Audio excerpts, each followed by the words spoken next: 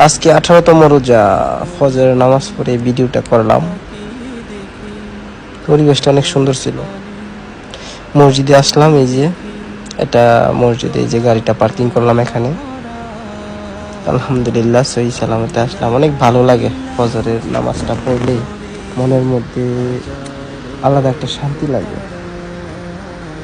আর মনের যত চাওয়া পাওয়া আল্লাহ রাব্বুল আলামিনের কাছে মন খুলে চাওয়া যায়। অন্যরকম একটা ফিল, অন্যরকম একটা অনুভূতি। আলহামদুলিল্লাহ।